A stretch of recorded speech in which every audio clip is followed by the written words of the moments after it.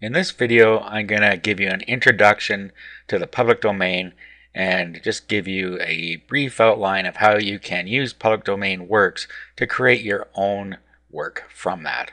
I'm going to speak specifically about ebooks, but there's many other things in the public domain such as art, software, you name it, it's here. Okay, so one of the sites that I like is called manybooks.net.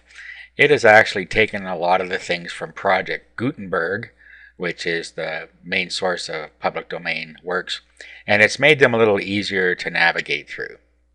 So what I do is I always go with genres. Now you can do this any way you want, but I like to look at genres and then decide what type of book I want to create from here. So let's go to cooking and see what we have in here.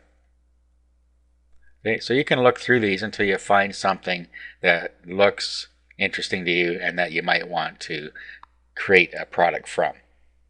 Okay, so let's say we were going to create a vegetarian cookbook. So you go into the product here and you get some information here. Up top you have the original author, the date it was published, language it's published. You see how long it is here. This is a number of words, a number of pages, location. Of course, the genre we already know, how many times it's been downloaded, when it was added to this site, and the ManyBooks.net number, and the source gutenberg.org. And then down here we have some excerpts. So it just shows you some of what's in here. Now what you want to do is you're going to want to download it. Now there's a lot of different formats that you can download it in here, and it depends what you're going to use to edit it. I don't suggest you bring it down in PDF, because PDF is really a readable format, not a writable format. You're usually pretty safe with RTF, which is rich text format. It will open in any word processor. You can also bring it down in text file. So just decide how you want to bring it down. I'm going to bring it down in RTF, so I click on that. Now I click on download, and then I can download it to my computer. Okay, then I can go ahead and open that. Okay, I just opened it in WordPad here. What I actually am going to do is I'm going to do an open it with, and I'm going to open it with openoffice.org. If you don't have a word processor that will create PDF files for you, you can download for free a program called OpenOffice. Just go to openoffice.org and download it, and then open it with the writer. So I'm just going to open this with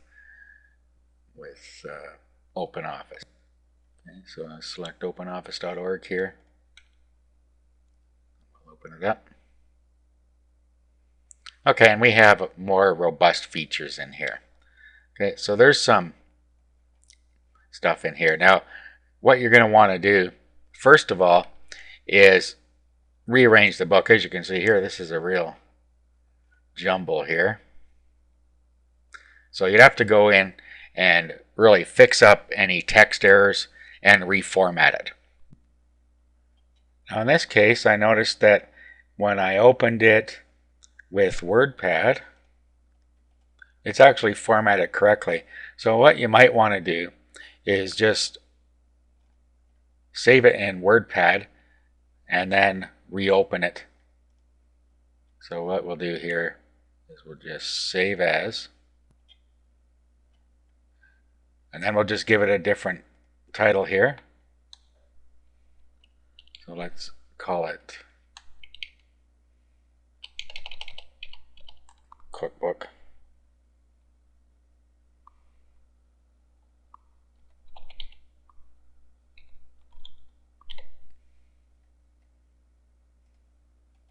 Okay, now what you could do is just open up Cookbook with OpenOffice.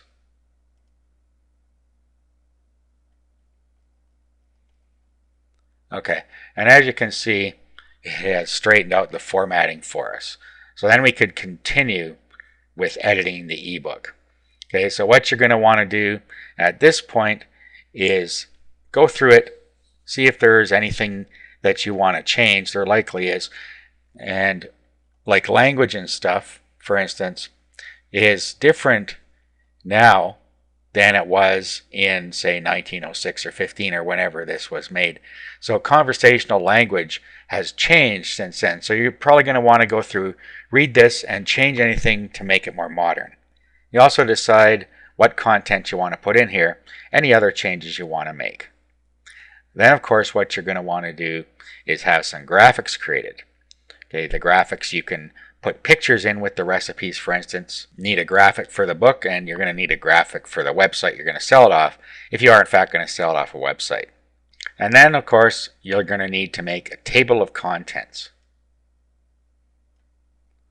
And once you've done that, what you're going to want to do is export it as a PDF file. So you do File, do Export as PDF, and then when you click Export, you'll have a PDF ready to sell.